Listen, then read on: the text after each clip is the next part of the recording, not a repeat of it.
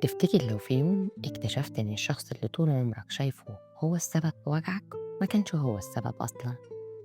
تفتكر لو كل الحكايات اللي حكيتها عن نفسك وكل المواقف اللي قلت فيها أنا اتظلمت كان فيها جزء أنت مش عايز تعترف بيه؟ ثانية واحدة، أنا بس عايزاك النهاردة تعمل حاجة يمكن تكون أصعب حاجة عملتها في حياتك. أيوة، تنزل من مكان أنا المظلوم وتبص لنفسك من بعيد، لأن أوقات كتيرة إحنا مش بنكذب على الناس، إحنا بنكذب على نفسنا. بنغير شكل الحكاية عشان نقدر نعيش معاها. بنفتكر اللي اتعمل فينا وننسى اللي عملناه. نفتكر كلمة وجعتنا وننسى كلمة وجعنا بيها حد تاني. نفتكر إن حد سابنا وننسى إن في وقت من الأوقات خليناه يكره وجوده معانا. والأخطر من كل ده إن الإنسان ممكن يفضل سنين مقتنع إن هو الضحية وهو في الحقيقة كان جزء من الوجع. حلقتنا النهاردة مش هنسأل فيها مين ظلمك، النهاردة السؤال الأصعب، أنت ظلمت مين؟ ومش عايزاك طبعا تجاوبني، أنا عايزاك تجاوب نفسك. أنا إيمان هاشم وده بودكاست بين السطور. خليني أقولك حاجة، إحنا كبشر عندنا قدرة غريبة على رواية القصص بطريقة تخلينا دايما شايفين نفسنا إن إحنا اللي اتظلمنا. لو اتخانقنا مع حد نفتكر هو قال إيه، لو علاقة انتهت نفتكر هو عمل إيه، لو حد بعد عننا نقول هو اتغير، هو ما قدرنيش، هو ما كانش بيحبني أصلا، أنا عملت كل اللي عليا. لكن قليل جدا مننا لما نقف ونقول طب وأنا عملت إيه؟ ودي مش دعوة إنك تجلد نفسك أو تفضل تحاسب نفسك لدرجة إن أنت تتخنق منها، لا لا لا خالص. أنا بتكلم عن حاجة اسمها الصدق مع النفس، إنك تكون قادر تشوف الصورة كاملة من غير ما تزينها، مش الجزء اللي يناسبك منها بس. لأن ممكن جدا تكون اتظلمت وفي نفس الوقت تكون ظلمت، ممكن تكون اتخذلت وفي نفس الوقت تكون خذلت، ممكن تكون اتوجعت وفي نفس الوقت تكون وجعت حد. وده مش تناقض، دي طبيعة النفس البشرية. خلينا ناخد موقف بسيط. اتنين كانوا مرتبطين في علاقة، واحد منهم بيقولك أنا ضحيت كتير جدا عشان العلاقة دي تتم ونكمل فيها، والتاني برضه بيقول وأنا كمان ضحيت. طب يا ترى مين فيهم الصح؟ على فكرة الاتنين ممكن يكونوا صح، لأن المشكلة إن كل واحد فينا بيحسب تضحياته بالتفصيل، لكن مش دايما بيحسب التمن اللي دفعه الطرف التاني بسببه. انت فاكر إنك كنت بتسكت عشان تحافظ على العلاقة، هو ممكن يكون شايف إن سكوتك كان عقاب وهو اللي كسر العلاقة أكتر. انت شايف إنك كنت بتديله مساحة، هو شايف إنك كنت بتبعد عنه. انت شايف إنك كنت بتحمي نفسك، هو شايف إنك كنت بتعاقبه عقاب شديد. مين فيهم الحقيقة؟ أحيانا الحقيقة بتكون في النص، ودي أصعب حاجة ممكن الإنسان يتقبلها للأسف، لأننا بنحب الإجابات الواضحة الصريحة، عايزين شخص يبقى فيهم واحد غلطان وشخص يبقى صح، عايزين ظالم ومظلوم. لكن الحياة مش دايما كده، أحيانا العلاقة بتكون فيها اتنين مجروحين، اتنين غلطوا، اتنين حاولوا، واتنين فشلوا. والأصعب إن كل واحد فيهم ممكن يخرج من العلاقة وهو مقتنع إنه الوحيد اللي حاول. طيب ليه بنعمل كده؟ ليه دايما بنبرر لنفسنا؟ لأن للأسف الاعتراف بالخطأ ده مؤلم جدا على النفس البشرية. لما أقولك أنا اتوجعت بسببك أنا كده هرتاح، لكن لما أقول أنا اتوجعت بسببك وأنا كمان وجعتك، هنا الموضوع بيختلف شوية.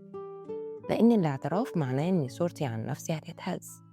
أنا مش الشخص الطيب طول الوقت ومش الشخص المظلوم طول الوقت، أنا إنسان في الأول والآخر، بغلط، بتسرع، بخاف، بغير، بتملك، بتعلق، وأوقات بكون أناني من غير ما أحس. ودي مش إهانة لينا على فكرة، بالعكس دي أول خطوة للنضج. في ناس بتعيش طول عمرها وهي بتقول أنا كده عشان الناس عملت فيا كده، وده ممكن يكون حقيقة. حد خانك، حد كذب عليك، حد استغلك، حد أهملك. لكن السؤال هنا، هل اللي حصل لك يفسر هل اللي حصل لك يفسر تصرفاتك ولا يبررها؟ لا، ثانية واحدة، فرق كبير جدا. إنك اتوجعت ده تفسير، لكن إنك تستخدم وجعك عشان توجع غيرك ده اختيار. وإن حد كسر ثقتك ده يفسر خوفك، لكن إنك تعاقب شخص بريء على ذنب شخص تاني ده مش عدل. وإن حد سابك ده ممكن يفسر بخوفك من الهجر، لكن مش معناه إن كل شخص يدخل يقرب منك تبعده عنك. لأن في لحظة لازم الإنسان يقول أنا مش مسؤول عن اللي حصل لي، لكن أنا مسؤول عن اللي هعمله بعد كده. أنت مش مسؤول عن كل جرح تسبب لك فيه حد، لكن مسؤول عن الجروح اللي هتسببها في غيرك. تعال نعمل محكمة وندخل فيها سوا. المحكمة المرة دي مش محكمة لحد، المحكمة دي ليك انت. انت المتهم. التهمة الأولى ليك التبرير. كل مرة غلطت وقلت أصل هو استفزني، أصل هو اللي بدأ، أصل أنا كنت مضطر، أصل هي الظروف، أصل هو اللي وصلني لكده. ممكن تكون كل الأسباب دي حقيقية، لكن فين مسؤوليتك عنها؟ التهمة التانية الهروب من الاعتراف. عارف أصعب كلمة ممكن تقولها؟ أنا غلطت، مش أنا آسف بس. لأن كلمة بس ساعات بتهد الاعتذار كله. أنا آسف بس أنت اللي استفزتني، أنا غلطت بس أنت اللي عملت فيا كده، حقك عليا بس الظروف كانت صعبة. أحيانا الاعتذار الحقيقي محتاج منك تشيل كلمة بس وتقول أنا غلطت من غير كلمة بس. التهمة التالتة إنك استخدمت جرحك كتصريح لإيذاء غيرك، ودي من أخطر الحاجات. لأن الإنسان المجروح أحياناً بيتحول لشخص مؤذي من غير ما يحس. يقول أنا اتعمل فيا كده، فيعمل نفس الشيء اللي كان رافضه إن هو يتعمل فيه، وبعدين يقول أنا بعمل كده عشان أحمي نفسي. لكن الحقيقة أحياناً إحنا مش بنحمي نفسنا، أحياناً إحنا بننتقم من الماضي في ناس ملهاش ذنب. وهنا أحب أسألك سؤال، الشخص اللي معاك دلوقتي هل هو فعلاً سبب كل اللي حصل لك قبل كده؟ ولا أنت بتخليه يدفع فاتورة شخص تاني وهو ملهوش ذنب في أي حاجة؟ عارف إيه هي المشكلة الأكبر؟ إننا أحياناً بنطلب من الناس تفهمنا، لكن مش بنحاول نفهمهم. بنقول كان لازم يحس بيا، طيب وإنت حسيت بيه؟ بنقول كان لازم يقدر ظروفي، طيب وإنت قدرت ظروفه؟ بتقول ليه ما تكلمش؟ ويمكن اتكلم بس إنت ما سمعتهوش أصلاً. الحب مش إنك تكون دايماً صح، والعلاقات الصحية مش معناها إن مفيش حد بيغلط، معناها إن الغلط بيحصل، بيبقى فيه مساحة من الاعتراف، للحوار، للاعتذار، وللتغيير. لكن خليني أوضح لك حاجة مهمة جدا، إنك تراجع نفسك مش معناه إنك ترجع لكل شخص أذاك، ومش معناه إنك تلغي حدودك، ومش معناه إنك تقول أنا غلطت يبقى هو بريء. لا لا لا إطلاقا. ممكن تكون غلطت وهو كمان غلط، ممكن تكون اتظلمت، لكن الاعتراف بغلطك مش بيبرئ غيرك، هو بس بيحررك انت، بيريحك. لأن طول ما انت عايش في دور الضحية الكامل انت بتدي الشخص اللي أذاك سلطة عليك أكتر. كل مرة بتحكي الحكاية بنفس الغضب انت بتخليه يعيش جواك من جديد. لكن لما تقول هو غلط في حقي وأنا كمان غلطت في حاجات واتعلمت وخلاص، هنا القصة بتبدأ تفقد سيطرتها عليك. وده يمكن معنى من معاني التسامح الحقيقي، مش إنك تقول إن اللي حصل كان عادي، لكن إنك تبطل تشيل الماضي جواك وتاخده معاك في كل علاقة جديدة.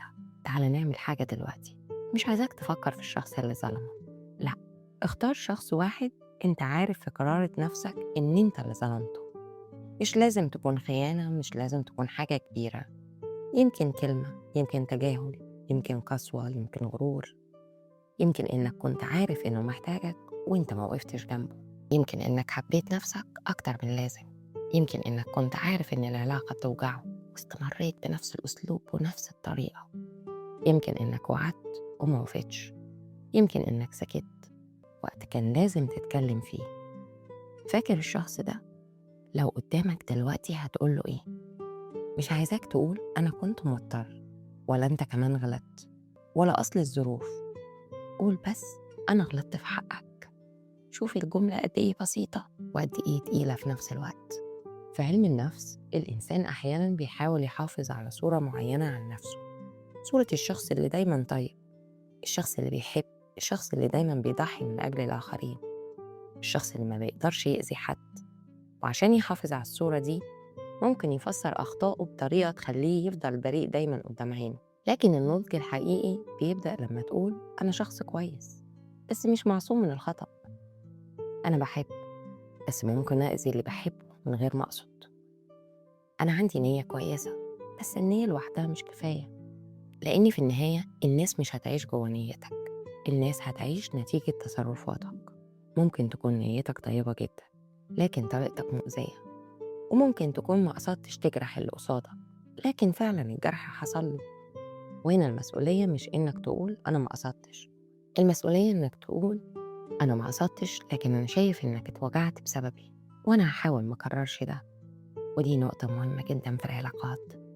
مش كل شخص بيأذيك يبقى شخص سيء، مش كل شخص أذاك كان قاصد يأذيك، ومش كل شخص اعتذر يبقى ضعيف، ومش كل شخص سامح يبقى نسي. لازم نفهم إن البشر معقدين جدا، وإحنا محتاجين نتعلم إن الحكم على الناس مش دايما أبيض وأسود. يمكن النهاردة أنت مش محتاج تعرف مين اللي ظلمك، يمكن أنت محتاج تعرف أنت ظلمت مين. وممكن جدا الإجابة تكون صعبة، وممكن تكون تحتاج شجاعة كبيرة، وممكن الشخص ده ما يبقاش موجود في حياتك أصلا.